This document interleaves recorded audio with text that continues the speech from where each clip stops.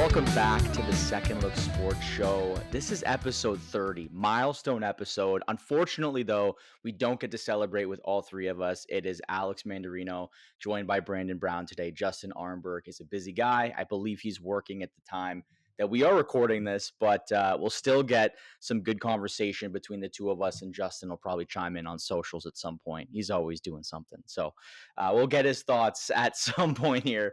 Brandon, how's the week going for you? We're officially in like the midst of summer. A lot of fun stuff going on. How is it going, man?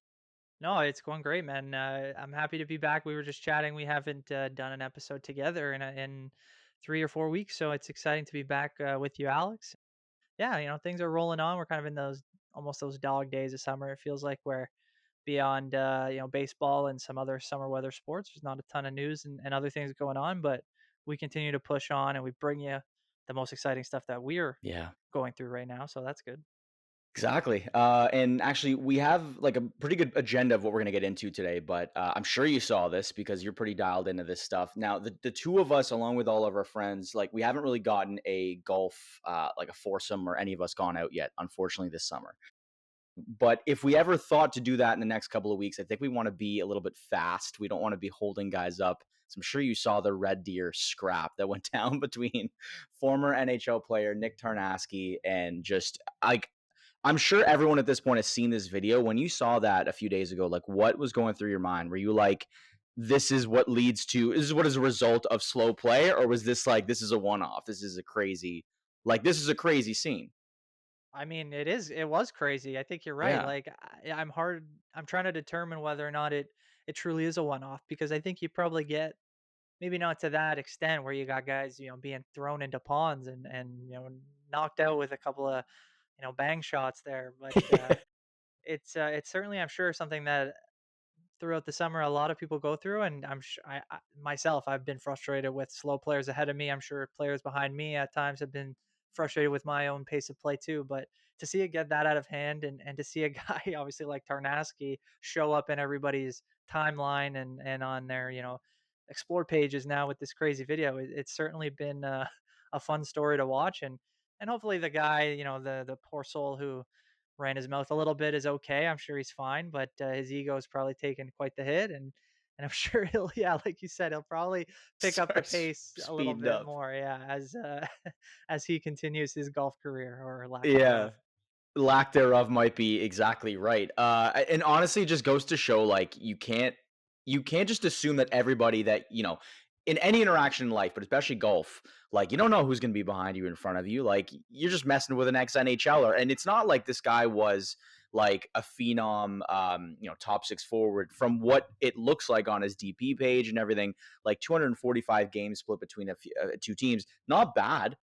But it seemed like he was the tough guy. So like this isn't new to him. I'm sure that like signature bang that he was saying through every punch was like it was something that he'd probably picked up in the past. That's not something that just comes to brain the minute you step on the golf course because you're not even expecting to throw hands. So I don't know, hilarious stuff. I did see that he was being like there was an investigation done, so I'm hoping nothing crazy comes out of it.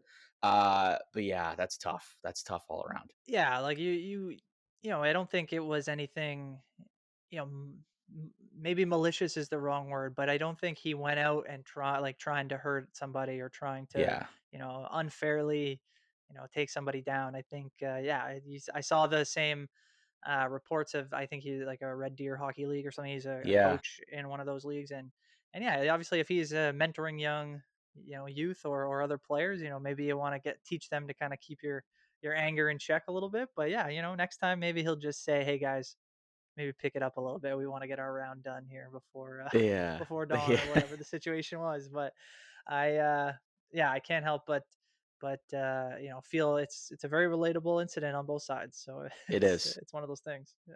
Yeah, it is one of those things. Yeah, you really just now I think there's gonna be a lot of faster play. Now you wouldn't love to see anything like in the PGA, but hopefully a guy like Patrick Cantlay like goes, okay, like I'm not gonna get a beast like this on the course, but maybe I'll pick it up a little. So, it Well, it's doesn't like you throw said, doesn't get to that point. on the tour, you know who's playing behind you, in front of you. Like you Yeah, can kind of adjust or prepare for that. But yeah, out on the public courses, you start messing around with guys that you're not familiar with, and then things can go south pretty fast. I'm sure. 100%. Now, I will say for, I think the idea is he's still gonna be coaching, Tarnasky is this, I think it's like a U17 or something AAA team. I feel like if he stays on, which ideally he does, like I don't think this is going to lead to anything serious or malicious, like you said. Like those kids now have the right. Like you have to chirp them about this. Yeah, Like I that's don't gonna know be a in what blow up for capacity, sure. right? Yeah. You gotta like walk in and let him walk into the dressing room, and I don't know, like I can't think of anything, but that's like you got to get him. You can't let him get out scot free the minute the season starts, right? I don't know. Yeah, it's gonna be, you might have a couple players during a drill, chirping at the other guys to, maybe pick up the pace a little bit Yeah. in the drill, so you don't get Tarnasky coming after you or something. Like I think we could see where this is going, and I'm sure the kids will have fun with it. And yeah, I'm sure he's gonna take it in stride. Like you said, I don't see any serious, No, repercussions coming from this, and I think he'll at the worst, it's a lesson to be learned if he takes one away. So that's yeah, I there you just go. love the story. It was a funny thing, and yeah, you feel bad for the one guy if he sustained any injuries, but beyond that, I think it was just hilarious. It was. Honestly, it was a good laugh. And like you said, because it's the dog days of summer, stories like this probably get a lot more attention. But one team that probably continues to get the more attention and deserves it as a result are our Toronto Blue Jays in the MLB. They're absolutely dominating. Now, the only downside is that we're recording this the day after their streak ends. They were on a 10-game win streak, almost tied for the franchise record of 11. Unfortunately, the lowly White Sox found a way to get one on the Blue Jays 2-1 on Wednesday evening. But that said, this streak went back to June 28th. Interestingly enough, doing that look back and seeing that, they swept the Yankees, they swept the Angels, and the end of the Boston Red Sox series, their last loss was a 15-1 blowout. So they really took that personally, in the words of Michael Jordan. And we've seen the Blue Jays rocket up to the AL East standings to take that first spot. I think 2.5 games ahead in that place. Now, before we kind of break down how things are going, I was interested to read some of like the FanDuel odds of the Jays from opening day till now. And obviously they've transitioned like in a positive light. So as of today, the day we're recording, so Thursday, the 10th of July, the Jays are minus 700 to make the playoffs, which is an 87.5% win probability. And on opening day, they were plus 198. So like a pretty significant change. Similarly, on opening day, they were plus 10,000 to win the AL East outright, and they're only second today at plus 155 behind the Yankees. So still the Yankees still being a couple spots behind the Jays still have that takeaway, and understandably. But I think if my math is correct, they're the eighth. Like they have the eighth best odds now, the Jays do, to win the World Series. So what have you thought about this recent stretch? Any takeaways, Brandon, just off the top of your head of like how the Jays have been playing, or what their biggest strengths kind of are after the past few days? Yeah, I mean, like you said, I think part of the takeaway is just the way the whole group has been playing. I think you've seen guys like, Bo Bichette and Vladimir Guerrero Jr., George Springer, and Alejandro Kirk. These are guys that we expected to have pretty good seasons, and for the most part they have. I think Vladdy's had a pretty decent season, despite some of the power numbers being lower than people might have expected. Bo has been kind of up and down, but I think recently has shown exactly who he is, and is kind of finding his stride. And then of course you got Springer and Kirk who are having just fantastic seasons as well. So when you have half your lineup is contributing in the way that you expect, and then you have guys like Ernie Clement and Addison Barger, and now you add in like a Joey Loperfido. You can look at Tyler Heineman early on to start the season was on fire. Like they're just continuing to get these contributions, rather consistently from guys that you wouldn't have expected that same level of consistency. You might expect a guy here and there to kind of chip in and help you out, maybe win a couple of games throughout the season. But to see how impactful a lot of the lineup has been, 5 through 9, it's been really impressive to see whether it's coaching continuing to push these guys and to bring them to their top levels, or just the vibes around the squad and the locker room that continues to allow these guys to find something that's bringing them together and just allowing them all to kind of succeed at a different level. I think it's impressive, and the starting pitching depth hasn't been there, but at the same time, Right. you're seeing guys like Max Scherzer come back, and while he doesn't seem to be 100%, he's contributing in a way that is helping at least get them to a point where the offense maybe can take over. The bullpen's been pretty good, all things considered, with injuries as well. And a guy like Eric Lauer has come in and just been an absolute surprise. The way that he's been able to help this team, sustain that fifth starter spot with some injuries, and Bowden Francis obviously having a tough start to the season. Yeah. So there's lot to like, but for the most part, I think there's good reason to be excited and expecting that they should make the playoffs at this point. You get to a point Yeah. where forget the AL East. They've got a pretty good, look at kind of where the wild card situation is going to be. And I think you look at a lot of those teams that are maybe outside of the wild card looking in, and I think you would take the Blue Jays over most of those teams. So unless something drastic happens where they go on a huge streak in the negative sense, I think we're going to see this team continue to at least play to a pretty significant level that we've seen them do in the past, and maybe not, big double digit win streaks again, but you're going to see them continue to win more games than they lose, and you're going to see them put themselves in a spot to be competitive when we get to the playoffs. So I'm excited to see how it Yeah. goes. For the trade deadline could bring a whole other, story and narrative depending on what they decide to do. Yeah, and I'm sure that'll play a big factor in the coming weeks, really. But and John Schneider had said, like, when they had lost yesterday, obviously the biggest news being that the streak ends. It's obviously an exciting story. You want to continue that more for just sake of like excitement. It means nothing in the grand scheme of things to keep that streak alive, other than I guess culture and motivation. And obviously in the standings, every win is positive. But John Schneider did say, like, look, the ultimate goal is to win series. Like, we obviously would love to win every game. That's how baseball and that's how sports would work, but it's not the way it translates on the field. So if you could win every series, which they've done in Chicago, then obviously that's translating successfully. And it's almost weird because now you look towards the All-Star break, which commences Monday, and you're like, could not be more ill-timed probably for these guys, because you'd want to kind of get that momentum moving forward, especially going to Sacramento to play the A's, which obviously are like another Chicago White Sox. You should ideally get out of there with 2 or 3 wins if all things are rolling in the right direction. I'm curious, and this is a very minor thing, Brandon, because you mentioned 2 guys back to back of like having really stellar seasons that you don't really expect to kind of lead the charge in George Springer and Alejandro Kirk, both actually getting the days off yesterday. Do you think that really matters, especially considering Jays in general have the day off while we're recording today? So yesterday, if you're listening to this, and then they have, a team where you probably should try and take advantage, and then you have the All-Star break. Now, Alejandro Kirk obviously not getting the break, but really it's different baseball. So, what are your thoughts on them getting the day off? Is it really a storyline, or is it just the fact that now they've lost that streak that it becomes a little bit more newsworthy?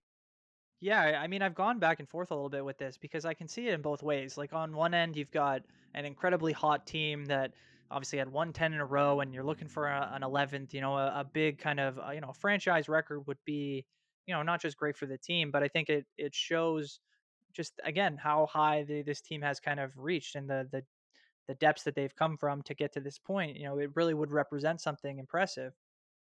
So I think you'd like them to push for that, but at the same time, I think it was John Schneider kind of pressing his luck a little bit, saying, the rest of our team has performed pretty well. We've got guys that can contribute up and down the lineup. At the very least, like you said, we've already won the series.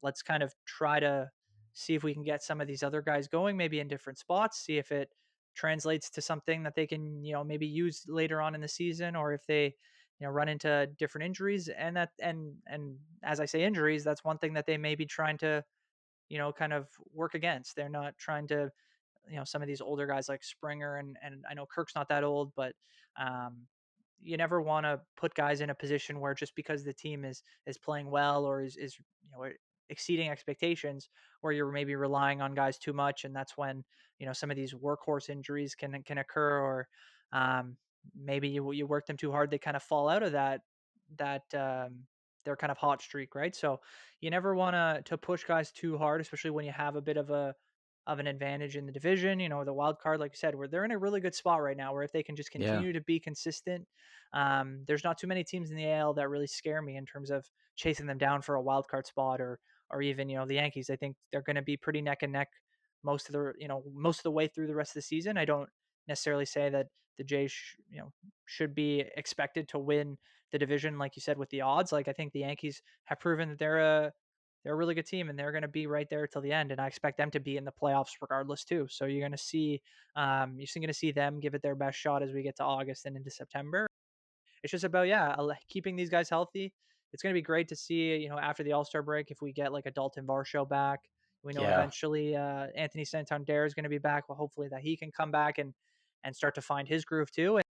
And then look how many options you have in so many different areas. Like it's going to become a team with a ton of riches, and if they can add a starter and maybe another reliever, like it's gonna this roster is going to look unbelievable. And I think it's one of those things where yeah, you got to look at kind of the big picture as opposed to just every given day. And I'm sure that's what John Schneider was trying to do when he allowed two guys like Springer and Kirk to kind of sit and get the extra day off. So Yeah, no, it's a very fair point, and like obviously this wouldn't. I think it wouldn't be a storyline like we were saying if it's not in the midst of tying a franchise record and wins, like consecutive wins. Sorry, Santander is an interesting piece because there's been like little rumblings of where do you put him.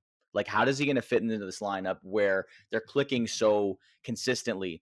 Now, I think it's one of those things where he just got placed on the 60-day DL recently. So I don't know if he's going to be making an impact. I don't think he's eligible to return till the end of July in the first place. So I don't think this question really comes into play right now. But because the Jays are clicking so consistently, is it one of those things? I look at it from, we talk a lot of hockey on this show. If an injured player that's at the top of the lineup comes back, he gets thrown right into basically the top position. He might not play power play right away, but if he's a first line player, they're going to play first line ideally.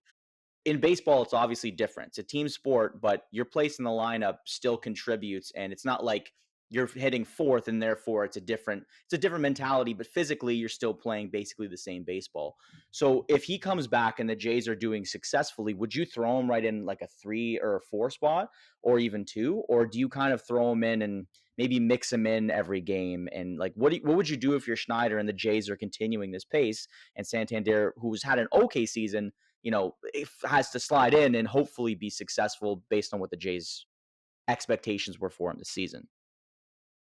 yeah, it's difficult because on one hand you Yeah. want to give him the best opportunity to kind of come back, find his groove. Maybe as a guy like him, maybe playing every day would help that. But at the same time, especially if you get Dalton Varsho back, you're gonna have a handful of outfielders. It feels like who can play every day and who can contribute on a daily basis. You may have to give, whether it's Springer or Barger, you may have to give, a kind of a rotating DH to kind of get these guys in the lineup more often.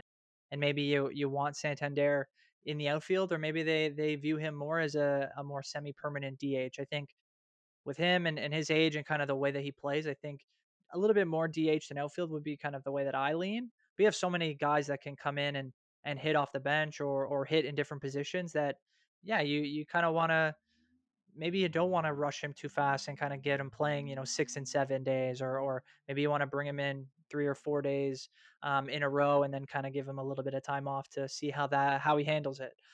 So there's a bunch of different ways that they go. I think with Schneider though, he'll probably play it pretty smart, and I think he'll get him back in quick. He'll kind of give him an opportunity to kind of find his stride again. But if there are other guys that are continuing to outperform him, I think he won't hesitate to maybe sit him down, or like I said, use him more in a DH role to make sure that the team's in the best position to win. Because ultimately, that's the point. Yeah. We heard Chris Bassett the other day after his last start say that Yes. he's willing to do whatever it takes to win a World Series at this point in his career. And I think as a team, you got to have that approach because even though it's just the middle of July and nothing's set in stone, it's that mindset of wanting to win every day and wanting to, go beyond winning in the regular season that I think is going to take this team to the next level. So, yeah, it's great to hear. And the more pieces these guys can continue to bring in and help contribute, I think it's for the better. And we'll just have to see what the approach is when those guys do end up coming back. Yeah, I'm glad you brought up that Chris Bassett quote because that was like one of the things I'm like, we got to talk about just like that mentality. Because I was Yeah. reading Keegan Matheson's article that I think he dropped yesterday, which detailed the fact that Bassett's pitched, I think, the 15th most innings pitched in the AL, I believe, or AL East. I don't know the specifics, but the point is that he has pitched a pretty high amount of innings. And he's 36 years old, right? Like he's been in the majors. He's not a young guy, and we've seen Scherzer to a certain extent, obviously injured for the majority of the season. He's working his way back, but Bassett has been pretty decent this year at his age and pitching high numbers. And for a guy like him to go, yeah, like I'm in, like you don't hear that a lot from especially the older guys to say, like, yeah, just throw me in the bullpen. Like, let me just pitch as much as possible. A lot of guys want to keep, their arms reserved for some high leverage situations, but Bassett is obviously like, I want to win, man. Like I've played on teams where we haven't been successful, and he deserves to do so because he's been a pretty consistent player for his career. And I think that's just a big aspect of like the culture shift that seems to have been somehow brought into this team this year. Rob Longley, I believe he's from the Toronto Star. I know he's been on Fan 590 a lot. Yeah. Yeah. Yeah. And I know TSN had him, I think, on First Up earlier this week. So I saw some of the quotes that he came out with, and he said that, like, when in 2023, Brios obviously gets pulled in the playoffs, and that was a big John Schneider thing where it's like, okay, this guy comes in, he makes a decision early, and it's a big, it's a big choice, and obviously comes back to bite them. The stink of that pull lingered in the Jays locker room for a long time, right? For about like a year, 12 months. And it feels like, this is all his words, that it feels like this offseason, the front office and coaching staff sort of opened up the conversation, like in the room and in the locker room, and being like, listen, we know how this affected the team last year. We don't really want that to go forward into 2025. And it's led to better results clearly on the field. So that's an interesting approach where it's not just like on the field that things are changing. It feels like even in the locker room and amongst the entire organization, there's more open communication and guys are now buying in. And you said it, like George Springer, 35 years old, leading the team in home runs. This guy's having an Yeah. unreal year. Yeah. Crazy. Like it goes farther than just being successful. I feel like it's really in the mentality of the team to like go, okay, like we want to win. We're not just looking at the other guy in the room to kind of take charge. It's like everyone from the top to the bottom of the line, it feels like. Yeah, no, and you made me think of a piece I was reading, Shai Davidi's, I think, latest piece, or maybe his Hmm. most, maybe second to latest piece, yesterday, or the day before, about kind of what's changed with this team. And I think Vladdy said too, via his interpreter, of course, something to the effect of just the communication and how the team is handling the day to day. He said that, before we'd come to the ballpark, we might not know who's in the lineup or what's going on or what we're running, kind of thing. Whereas now he's like, before we get to the hotel and we know, the whole plan, we know exactly what we're going to do. We're able to prepare in a maybe more efficient way. And I think that kind of mindset of preparing that way and being ready to win every day, and having that same mindset of like willing to do whatever it takes. A guy like Chris Bassett, if I'm not mistaken, I think he's a free agent after the season. Yeah. So to take that kind of risk and say, hey, I'll do whatever it takes, whatever the True. case is. Um, I think that's very commendable, and I think you're starting to see guys like Vladdy and Bo and Springer, who's obviously done it before and recognizes that kind of mindset, I think, start to take over a little bit more as leaders, and you're seeing the rest of the team kind of follow them, as they try to do something that obviously hasn't been done in Toronto since '93. Yeah, no kidding. It's crazy when you say that out loud, right? Because like we've seen success in this city in 2015 and 16. It felt like successes to Yeah, a certain degree, yeah. but like you gotta get over that hump. Yeah, yeah. Where Go do ahead. you, I think I'm sure we both heard there's obviously been some comparison now with the heat that this team's bringing, whether or not this team kind of lines up or matches up with those teams from 2015 and 2016. Yeah, Do you prescribe to any of that? I feel like it's not to that level yet, but I can understand where people are getting the idea. I just wanted to pick your brain and see kind of what you were yeah. thinking.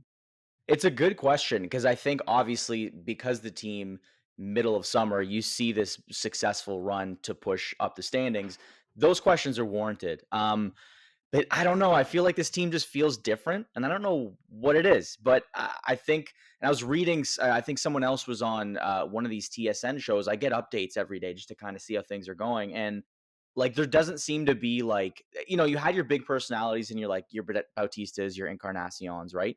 and the big sluggers. You have the Vladdies and Bows, but they're still. It doesn't feel like they're the same leadership style. Maybe that's not true, but Bautista was pretty like out there, like he was loud, right? He was a brash guy.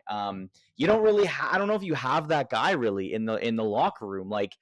And that's not a bad thing. It's just like different types of lead by example or leadership styles. And I think you could see some positives, but I don't know if I necessarily prescribe, like you said, to that narrative yet.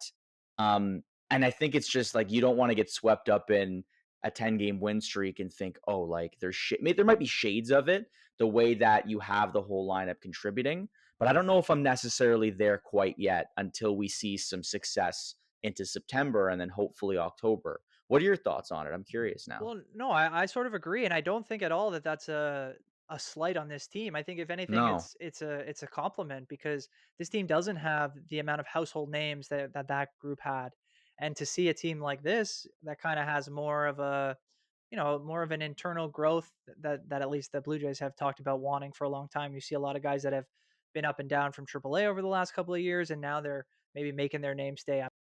Talking more specifically about like a Clement and a Barger, like these guys that have paid their dues a little bit, and now they're really showing, the upside that they've had maybe this whole time. We've seen Davis Schneider, a guy who had his moments in the last couple of years, and now he's starting to pick it up as well and Yeah. contributing at all points too. So I think it just goes to show that yeah, you can still do damage in the MLB, especially with internal development. And if you're able to put together a strong farm system as well as put together or hold on to the stars that you draft or maybe guys that you've acquired, you can really put together a solid roster. And on the pitching side, it's the same thing. I think we saw guys like David Price, join that team, Hmm. and I think Yeah. you're never going to have and I don't think that I don't know if the Blue Jays will ever have another star pitcher like that. That's a kind of a once in a lifetime feeling, if or it feels like now. But when you have the consistency of Gosman, Barrios, and Bassett, like how lucky are we to have three guys that have been so consistent, so available, and just keep going out there and are willing to do again whatever it takes to win for this team. So there does feel like a similar vibe to where this may be headed. Maybe another playoff seed. Maybe they win a playoff game finally, and maybe they go on to a DS or a CS series, and that's where we really start to feel those vibes of 2015 and 2016 when the team was a real contender. But Yeah. but yeah, I think it's just one of those things where you got to get there first almost before you can start to feel like that's something that's expected. Because in those years, I think it was very much expected that team, especially once we got to a Yes. point like this, and they're making big trades to get Troy Tulowitzki and like I said, David Price. It's like okay, now we're going and we're going to expect this team to win at all costs. So I think now we're reaching that point where we hope they win. It looks like they can win, but I don't know that I'm at the point where I'm expecting them to do as much as that team did. So, but super That's a good exciting. point. Oh, it's so exciting, but it's a really good point about expectations because I think going into this year, I mean, we had Keegan Matheson in, and like he was pretty much like, from what I recall, he was like, they could do well, but I don't see much difference from last year in terms of like their success on the field. And obviously, it's halfway through the season. Keegan's very good at his job, and like we'll see kind of how the fruits of the labor of the Jays kind of flourish. I don't even know if that's a saying, but regardless, we're going to move forward with it. The Love it. point being, thank you. Yeah, I'm going to coin that now. If there's expectation going in was a little different, where it felt like 15 and 16, there was a little bit more expectation on the team. But I think we really would know, we'll know the comparisons are true if those big swings in the trade deadline really come through. Now, whether the Atkins, Shapiro saga, this is the best team that they've pretty much had.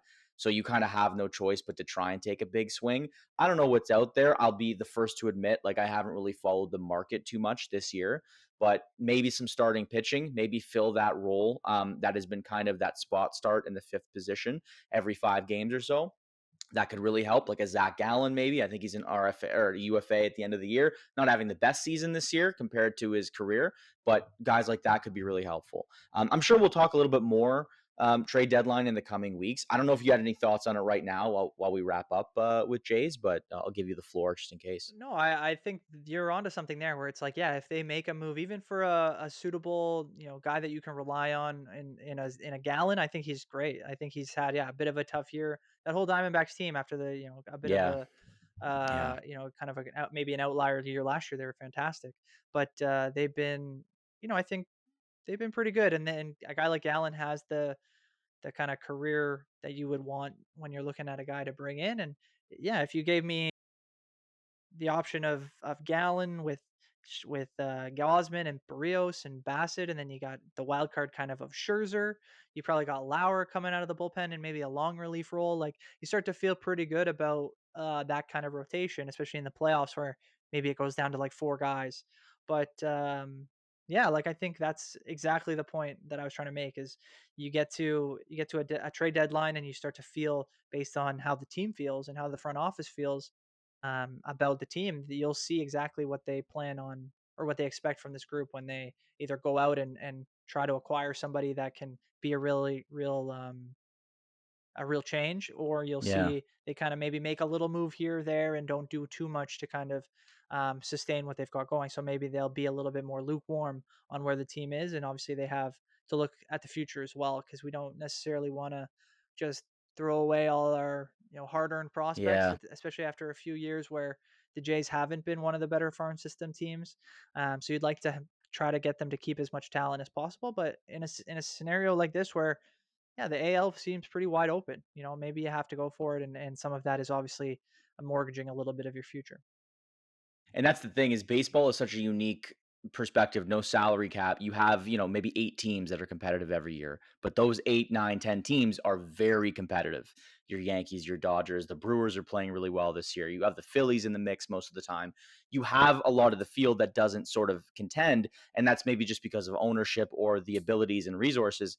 But that being said, it seems like now is a time where you have those teams, but like you said, if the AL is wide open, you have to go for it. I feel like this is a big year, especially for the Atkins Shapiro era to go. This is the squad. Like it's kind of fallen into the lap of you've made some big acquisitions. Vladdy signed. The culture here and the excitement is sort of ramping up. Why not take advantage of it to the best of their Yeah, abilities? and I feel like I might be alone in this, but I feel like if they, hypothetically, if they were to make the playoffs and even if they get through the wild card round, to me that feels like Hmm. that's a huge success for the squad and for the front Yeah. office, especially if they make the playoffs and they lose the two games in the wild card round right away and they're out. I think everyone looks and goes, "Oh my God, we're doing this again." It's sort of what we saw with the Leafs, where it's like they get to a certain point, but they just cannot break through that. Maybe no matter what. So maybe that's where you start to see changes happen. But if they can just break through that almost that glass ceiling and kind of reach like a divisional series and maybe are competitive against like a Yankee team if they get up against them, like yeah, like then you can start to see okay, we're moving forward. We should hold on to the core, try to rework with what we've got. Obviously, you might lose Bo Bichette if they decide to if they can't get a deal done or if he decides to move on. That's completely separate, but you can see where this team has internal improvement. It can fill spots going into next year, or at least will look like a top five or top six team in the AL, so they can bring in maybe another high profile free agent next season. So there's lots of Yeah. options, and we just kind of have to see how it plays out for now. But I don't envy these MLB GMs when they kind of have to figure out exactly whether or not they're buyers or sellers, and they don't have a lot of time to do that. And there's still so much season left. It feels like when they have to make that decision. So Yeah, 100%. No, and I think I like that take of if they make the wild, if they move past the wild card round, it's a success. The stink of 2 years ago, 3 years ago, was it where the Mariners lost? Like yeah, that is yeah, still so fresh. Especially it's around the COVID time. Like people are like, baseball is what we have. This is the excitement we have in our lives. It was a little bit after, but regardless, just around that time and you're like, okay, now just some success from this team, like after 10 years of kind of up and down and a lot of down more compared to the up, I think is a win. And I think like the Bichette really is the Marner of the MLB for Toronto, right? Like the second fiddle to some degree. Think people think, your Vladdy and your Matthews comparison. And then your Bichette. Now, different circumstances. It doesn't feel like Bichette has necessarily like it doesn't feel like there's a lot of dirty work that has come out as a result of Mitch Marner. It feels like he's just kind of playing the season out and seeing where it goes. I don't know, but if there's success this year, I'm all for it, regardless of how this all plays out. And if you lose Bichette as a result, it's not ideal, but sometimes, like we were saying, it's important and almost necessary for change if you can't get over the hump with the same similar group. So we'll see. I don't know. On just like as we wrap up the Jays, I want to read this tweet out just for fun.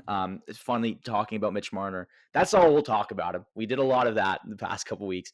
But on X at Mike Bove, I don't even know if I'm pronouncing it right, but he says on June 30th, word broke that the Toronto Maple Leafs were trading Mitch Marner to the Vegas Golden Knights. Since that moment, the Toronto Blue Jays have not lost a game. He was holding them back. They've since lost, but great comparison there. I don't know. I Right, thought that and was funny. I mean, maybe they took something from that and said, "Hey, we're gonna hold our team, I don't our know. city up." You know, they felt disrespected by what Marner did. I don't know, but it's funny though. If we see your parallels with Bo is great because it's funny. What if it was last year, or maybe the year before, when he did that weird interview with like the Giants, um, like ahead of a game that the Jays were playing out in San Right. Francisco, and like it almost has that shade of where if he leaves, people are gonna say, "Oh, he was gone," you know, like he Mm, didn't necessarily want to stay, or the writing was on the wall. But yeah, no, Bo's always been pretty gracious, even though he doesn't do a ton of media, he doesn't really say a no. lot. So I can kind of see where people will take whatever storylines they can and run with it. So it's one of those things. But yeah, if the team has success, it seems like they're willing to spend money, so maybe they can hold on to him if like I said they can maybe break through that hump or get over that hump and like I said, pitch him on what the future could look like and of course they're gonna try to pay him market value if they can. Yeah. Yeah. Let's hope. Let's hope. So excitement all around, and obviously we'll get a break. I'm sure we can touch next week on the All Star game itself. And we'll wait to kind of see what that brings, and maybe if Vladdy and Alejandro Kirk do something fun, we'll keep the people updated. For sure. Yeah. But that being said, we'll transition over to the NHL just to touch on the ratification of the CBA, which did happen through the NHLPA and NHL itself on Tuesday, just a couple days ago. I think this was already pretty much discussed. It was just the actual signing of pen and paper. It was a 4-year deal, which is a lot shorter than the previous CBAs, 12 years or so in the past. But it was ratified 14 months prior to this current CBA expiring. So clearly a lot of agreement on both sides. So this one runs through the 29-2030 NHL season, and it mandates that NHL players will also play in the 2030 Winter Olympics, which is a small win, and it kind of factors into that reason for, I guess, that extra year if they were thinking 3 years or not. A lot of like rules and different changes that have come about. Some not necessarily that like detrimental or that different, but some that are. So I don't know, Brandon, if you have any specific rule changes or any thoughts on this change that you wanted to kind of bring up first that you found interesting, and we can kind of go from there. Of Yeah, the 84 game schedule to me course. is a little is this to me it's a little disappointing. Like I Okay. maybe I'm kind of on my own here, maybe this is unfair, but for the NHL to be in a position where they feel, and I'm not going to call them desperate or say that they pushed hard for this, they probably did, but I think it's a little, it's not the best. It's kind of, it's not maybe reading the room, you know. With Mm, I get that they're going to shrink the preseason schedule, which I can appreciate, but for me, the right thing would have been to shrink the preseason schedule, keep the 82 games, and then shift the schedule back a little bit. Whereas maybe you get 100%. started earlier and then you can finish the Stanley Cup finals a little bit earlier as well. But hey, I'm not in the room with those guys. I don't know exactly what, the revenue gained is, what each league or what each team maybe wanted from the CBA and how it affects everybody equally. But that was the one thing where I was like, really? Like, I know when for me, like we talk about people have talked about the NBA and how they need to shrink their schedule Hmm. by a pretty large margin, in my opinion. Like, I wouldn't be hesitant to see the NBA go to like a 65 game schedule because for me, Interesting. the regular season has just become something that's just more and more irrelevant. The way that while the league has a ton of parity, it feels like that league specifically is much more of a top and bottom league where you have Yes. maybe half the league is very competitive and then the bottom half is just absolutely not. So to see more and more games, where you have for a lot of these markets, they can be unimportant games, useless games. You're gonna get to game 84 for a team that's at the bottom of the standings, and it's like, man, like I wish our season was already over. But again, it's all about the money and what these extra games can generate, and that's just one thing that I heard, and when I read it, I was just like, Yeah. really, like, kind of what are we doing here? I'm all for more hockey. I love hockey; it's my favorite sport, of course. But I just to me, the context doesn't make a lot of sense outside of the fact that the league and the teams themselves can make some more money. I feel the players, I mean, they're not getting. I mean, I'm sure in the future they will their market value and everything will change based on those Little. extra games. Exactly. But for me, they lose in that scenario where it's more opportunity to get injured before the playoffs, more grind and effort on their bodies throughout their careers, and changes historical significance too. Like, you got all these Yeah. records in the past that are based on 82 game seasons. And I know obviously there wasn't always 82 games, but at the same time, the majority of, I feel like, the modern era, that's kind of been the status quo. And it'll, if we get a guy who breaks a record here or there, you're going to have that question always of, was it the extra 2 games or what? Obviously, we saw a little bit of that in the NFL when they went to the 17, I guess 18-week season, 17 games, where guys start breaking receiving records and maybe a little bit of rushing records or maybe passing records, and all of a sudden it's like, well, they had an extra game to throw the 350 yards maybe to pass that record or whatever. So it's just one of those things where obviously change is going to come, but that was the one thing for me that was, again, kind of disappointing. I think we can go through some of the other stuff, but that was one Sure. thing where I was like, man, I personally don't feel like that's needed. I mean, I don't know if I can add anything to that breakdown because I was not really, I don't really have much of an opinion on. I do, but I wasn't like, okay, like, if that question was asked for me, I probably would just say I'm a little bit against it, but also for it because, like you said, favorite sport, interested in more hockey. But like, you would have convinced me if I didn't have an opinion right there because it's all very valid. And I like how you brought up the NFL going to the 17 game season as opposed to the 16 and eventually 18 games. That's just the way it's going to trend, which I think also is the way to look at this CBA. I know it's only 4 years long, and ultimately it can be changed back to 82 after 4 years. But why would the NHL ever do that? It almost only feels like it's going to get larger. There's only ever going to be more teams expanding into the NHL and other leagues. They're already talking about bringing in other teams into the NHL. You're never going to go backwards because money is the motivation at all times. And so Saquon Barkley last year didn't end up breaking the rushing record, but that's a great example of if he did, it still should be like a very positive outlook. But in a small way, you have to think, okay, if I broke it in the last game in any like, I feel like I wouldn't have broken it. Like you still do, but there's a little bit of like stink to it. But apparently, in this case, increasing the games in the NHL season from 82 to 84 was by far the most contentious issue. And this is just based off reading an article from the Athletic that interviewed and kept anonymous some of these NHL players on the negotiations, and a couple quotes from John Tavares of the fact that they were able to get it done so quickly as opposed to the previous CBAs, apparently like 2012 and 2013, that semi lockout or that like half year lockout was just like brutal. So I'm glad that they were able to get through it. It's a big win for the NHL in that sense.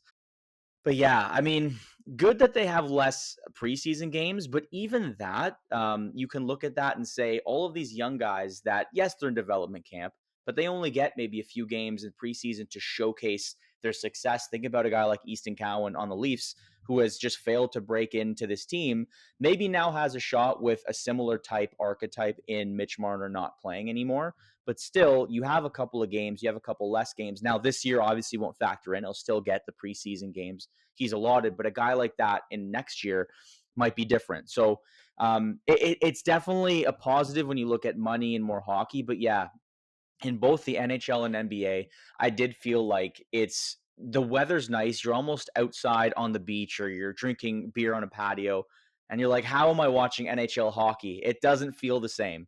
And I can imagine if my team is obviously in the NHL final, that doesn't really comprehend. Maybe I'm like, it doesn't matter if it's August, which we even saw really in like the COVID times, but it doesn't feel right. It feels like end of May, wrap it up. Like let's move on. Let's give baseball some love, and we'll get back at it, in late September, early October. So you know what? Yeah, like I don't have many new thoughts to add other than maybe the preseason being for those younger guys, but I think it's fair. Great to have more hockey, but we're not addressing the issue of it's too long of a season and that can cause more injury. You never know how this could play out. So I don't know. I think that's fair. I think that's all we can say about that. I'm curious though about like the max deals, and if you have any thought on that, Brandon, like reducing. So, re-signing with your own team, you have 8 years currently and 7 years for a new team at UFA.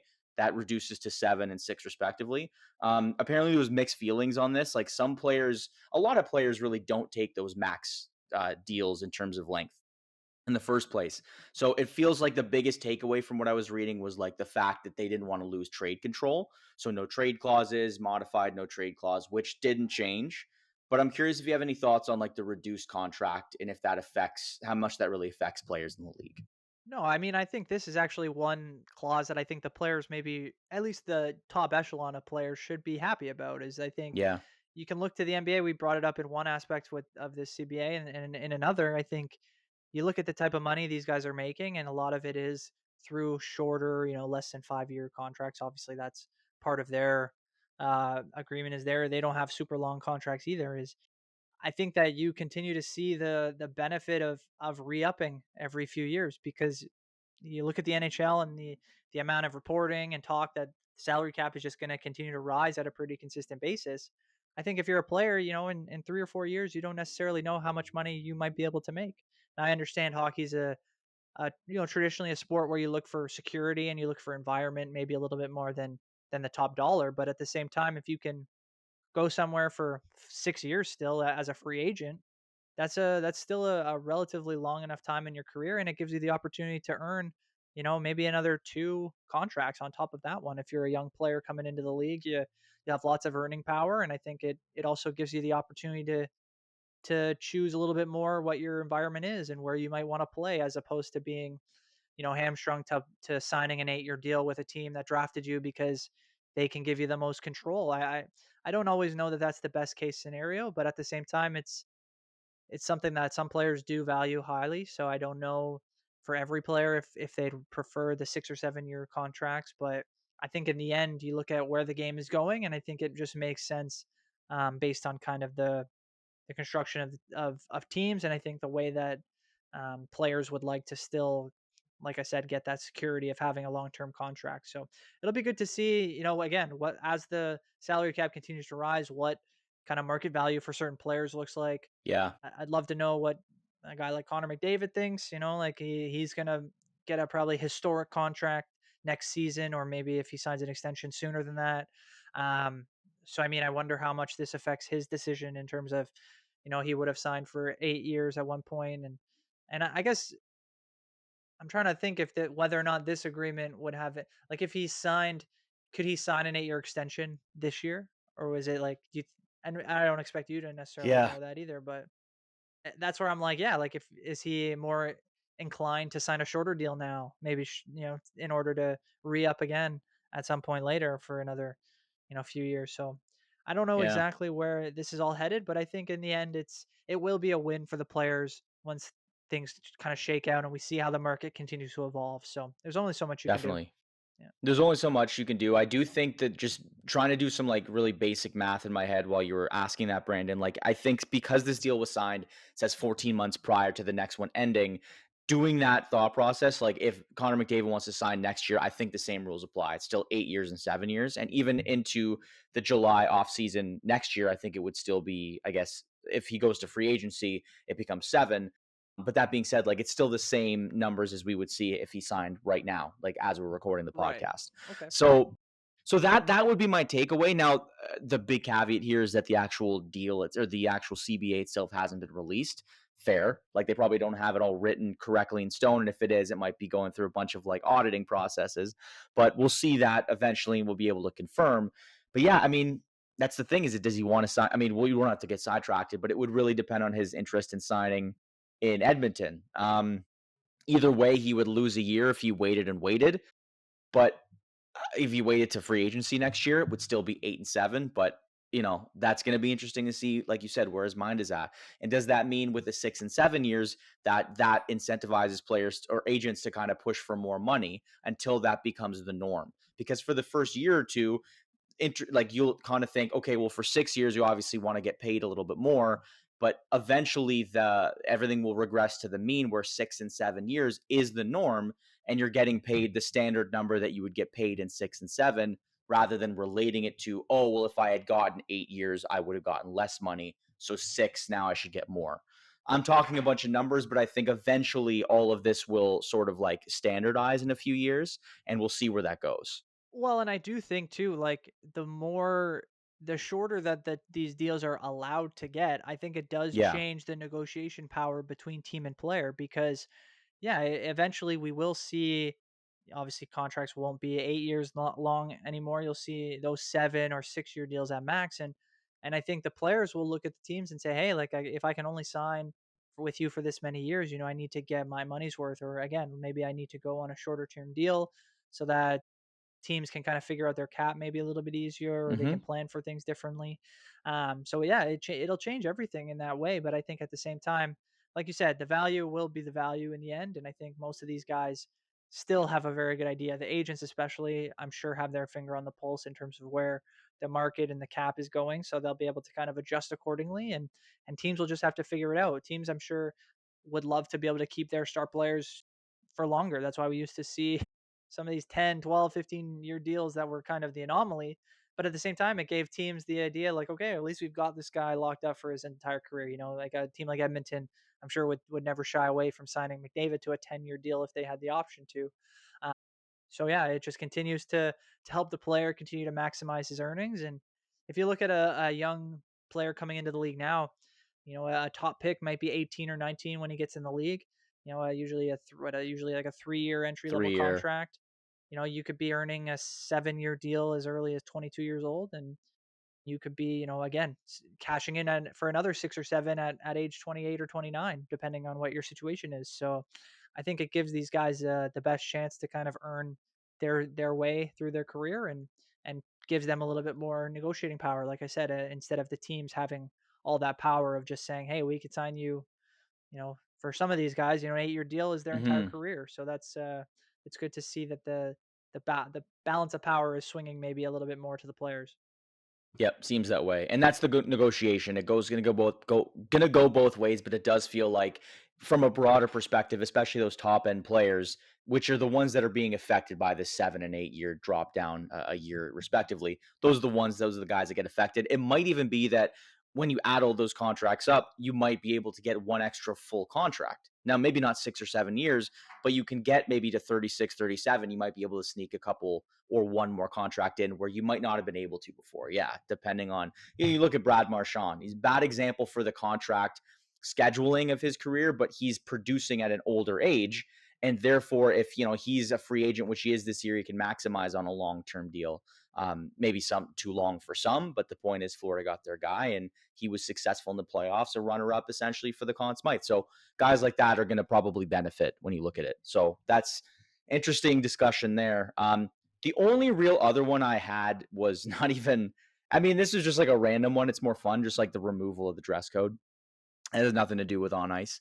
Um, but I had some thoughts on it. I had some thoughts both ways. Because for me, in some ways, I'm an old school guy where I like the fact that the NHL had guys coming in and you're essentially wearing like your suits, and it's like the one professional league where you dress up to go to the rink, and guys can still put their spin and their flair on their outfit if they want. Like the Nylanders, the Pasterniks, the Matthews of the world, like they're the most stylish guys seemingly, and they find ways to add little swag to their outfits while still looking classy. So I do think you'll lose a bit of that, which is unfortunate. But at the same time, like you have to go, and by you, I mean the NHL has to go with the trends and the analytics and what's going well moving forward.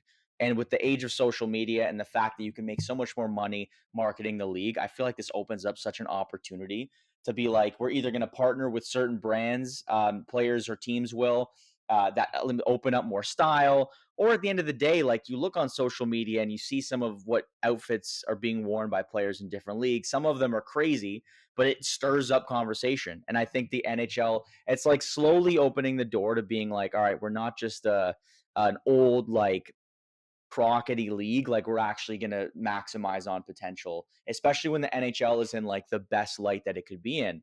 So I think ultimately it's a good thing. It just hopefully it doesn't go too far where we're seeing like crazy ridiculous outfits every night from these guys, which I don't know if it'll get to. No, I mean, I agree. Like, I do think in the end it was something that the world was moving towards. Like, you were going to Yeah. see the NHL at some point make this change. But I hope, and I have a sneaky feeling that you're going to see kind of a divide next year. I think you're going to see like maybe the over 30 guys, who've been in the league maybe 10 years. You maybe see them stick to tradition, and then you'll see maybe a group of younger guys, who, yeah, like you said, maybe they still keep the flair and they still want to look good, but maybe it's a little bit dialed down, just the full suit or whatever the case is.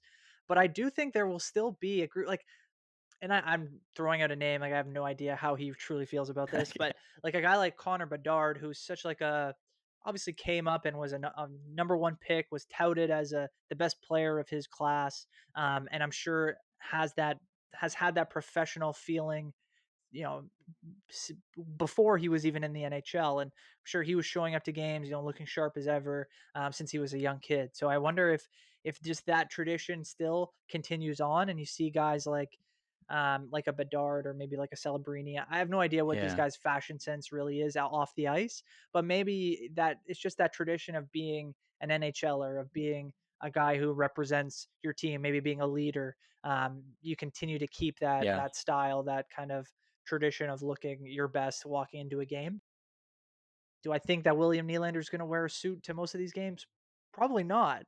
But I think you're going to see him maybe just do it like in a different way. You might get the dress pants with a different shirt, or you might get a nice Yeah. jacket with some shorts. So I can appreciate that these guys have their own fashion senses to show off, but I feel like the game is losing a bit of tradition the less and less we see guys showing up with that kind of vigor and ready to go in their suits. And again, it's just the way it's always been.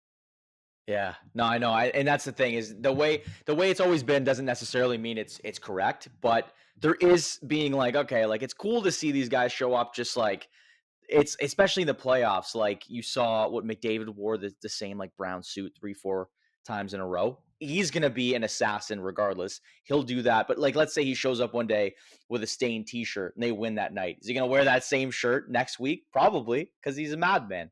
Obviously random scenarios, but we'll see. We'll see. I'm sure, like you said, it won't be too crazy, but I'm still excited to see where that goes. Well, and I guarantee you're gonna see quite the Yeah. range too. Like you'll see Yes. guys coming in the suits, I'm sure still, and then you'll see the guy behind him in like the track suit, and you'll be like, "Is this guy a trainer or something?" And it's like, "Oh no, he's a defenseman on the third line or whatever." It's like one of those things where like, yeah, like the media is gonna have a tough time doing those walk-ins. It's gonna be like, "Who's who?" kind of thing, Yeah. depending on what the situation is. But I think it'll make for some fun moments early on. I'm sure in the season once we start to see some of these guys and maybe guys that you don't expect to have as much of a fashion sense start to show that off a little bit more. So it creates, I'm sure, content for all the teams and all their social media Exactly.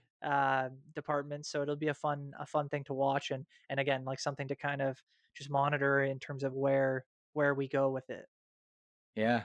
No, absolutely. And that I mean that's a fun one. Obviously nothing to do with like on the ice. The only other like there was a couple others, I'll just run through them quick. And if you have a thought, Brandon, let me know. But basically the few I wrote down was players will continue to not receive any share of future expansion fees. So they won't get any like related revenue to that. The current league minimum of 775K will increase to 1 million by the end of the deal. So it's a big bump for the lower players that probably won't sign those 8 year or 7 year contracts. And then the playoff pot for teams will increase. I don't know the specific amount, but that's going to increase for teams that are in the playoffs. So I didn't really have a ton of thoughts on those. Great win for the players that aren't going to be making a ton of money. They'll be making a little bit more. So it kind of just pushes the envelope higher. Any thoughts on anything like that or anything I didn't mention? No, I mean that's the one I think that I can appreciate the most as well. I think Yeah. these guys, even the guys that are on minimum deals, they're still highly touted professional athletes, and their lifestyle, I'm sure, must match that because you're putting in the effort. That's your career, that's your life, and yeah, you want to see these guys, especially if if they're Canadian. If you're playing in Toronto, even 775,000. That's probably less than 500, 400K when you think about taxes and everything Yeah. that you got to take Yeah. in. So I mean, you want to just make sure that these guys can A, sustain their lifestyle, but also B, set themselves up for the future. You know, they're the reason you play in the NHL is you can only do so for such a short period of time. So you want to make sure that these guys are well taken care of.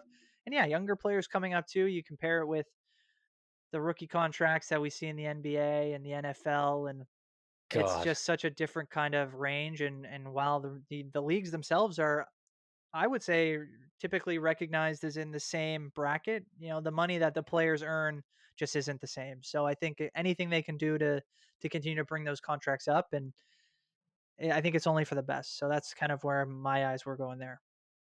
Yeah, no, it's funny you bring that up. I know I agree with all of that. I think it's nice to see these guys get rewarded, especially because, like you said, the lifestyles are different. You have to just look at it from the perspective of they're still making a ton of money at 775 or a million, but lifestyle slash relative to the rest of the people in their workplace, it's good to see them get the money. Yeah, like Shea, what a week ago getting what 72.1 mil per year, and then Devin Booker beating that like 8 days later for 1 year. Meanwhile, like I don't know, like the guys in the middle tier of the NHL, that's their career earnings.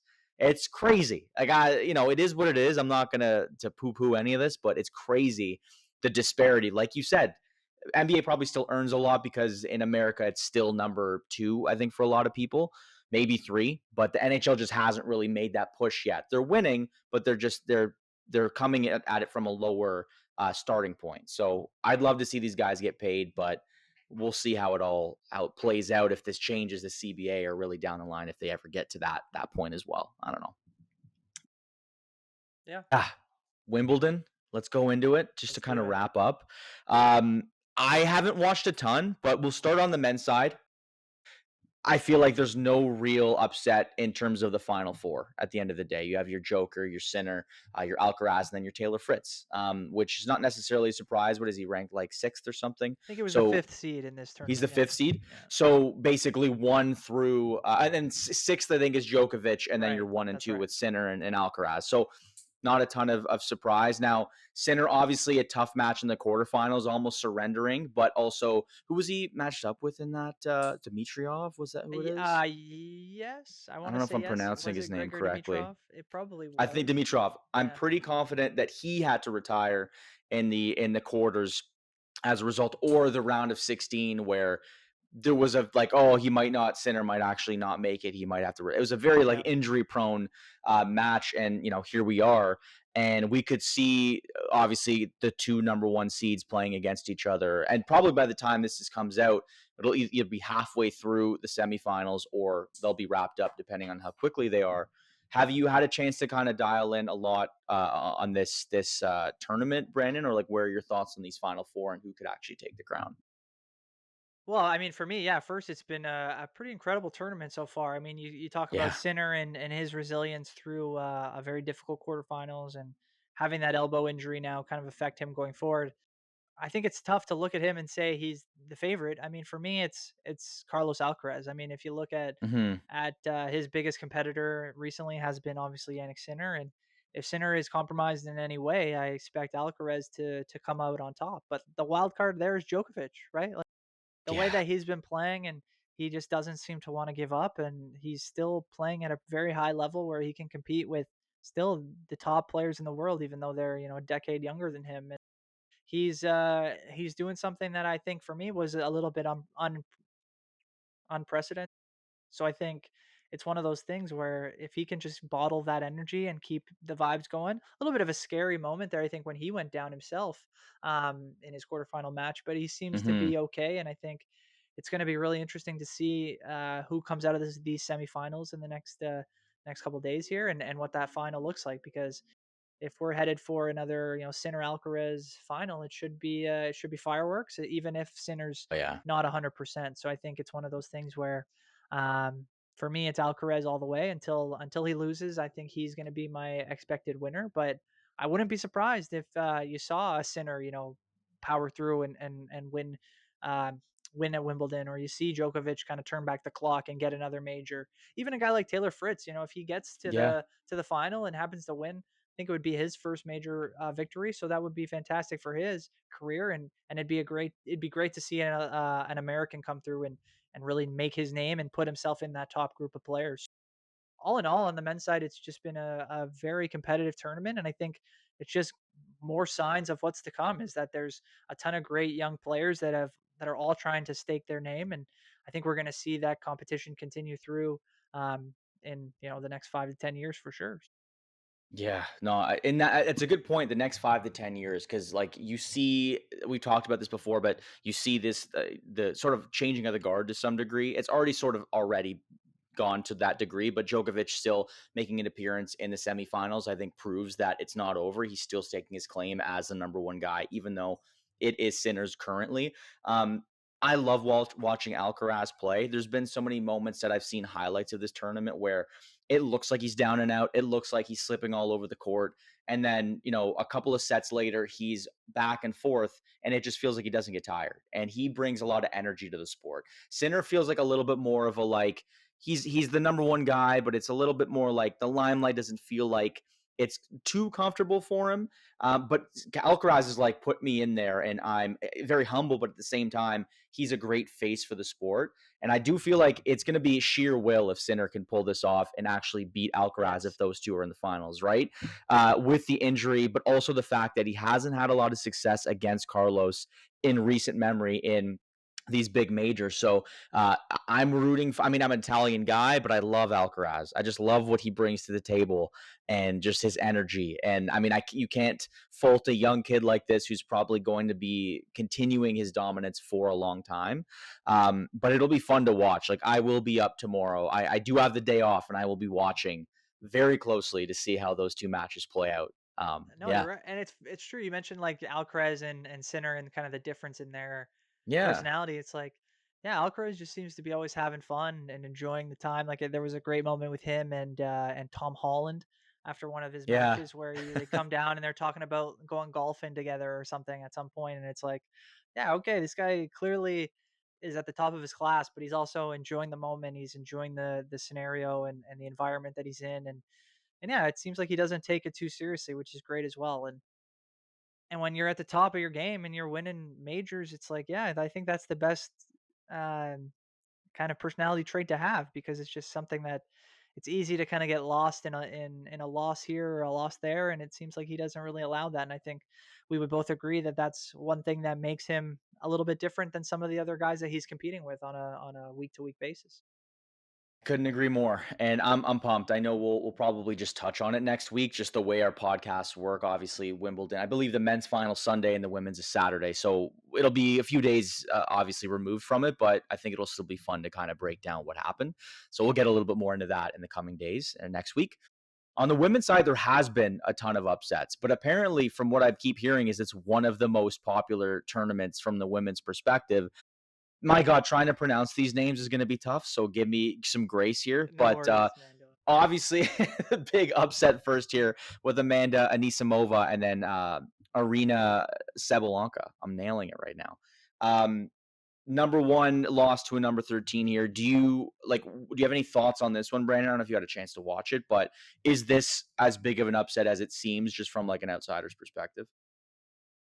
I mean, from an outsider's perspective, I think yes, it's a huge upset, and I think Yeah. yeah, like Sabalenka has had trouble kind of closing majors out in her career. She's lost, I think, 3 of the last 4 majors she's lost in the semifinal as the top ranked seed, and that's pretty tough to do. I mean, you're again, it's similar to like what we talked about on the men's side. It's like you're at the top of your game, but at the same time, there's so many young players that can compete with you and can take you the distance. And it's funny, Anisimova last year at the National Bank Open here in Toronto, the women were playing, and she actually made the final.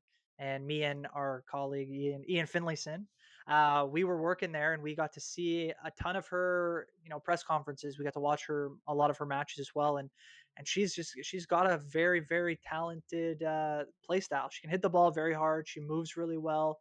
Her and Sabalenka are actually pretty similar in the way that they play. So I'm not at all surprised that she was able to take her the distance and reach another final at a pretty large tournament. Obviously, it would be, I think, her first career Grand Slam victory as well. So I mean, it's great to see these young players continue to come through, and hopefully you see a little bit of staying power with her too, because like you said, a lot of these top seeds, you see Coco Goff, you see Jess Pagula, you're Yep. seeing Madison Keys, a lot of these well-known players losing earlier in the tournament because there's just so much talent that seem to be able to win every single week. So it's one of those things where, yeah, you want to continue to see great competition, but you also want to see some of these rivalries start to build.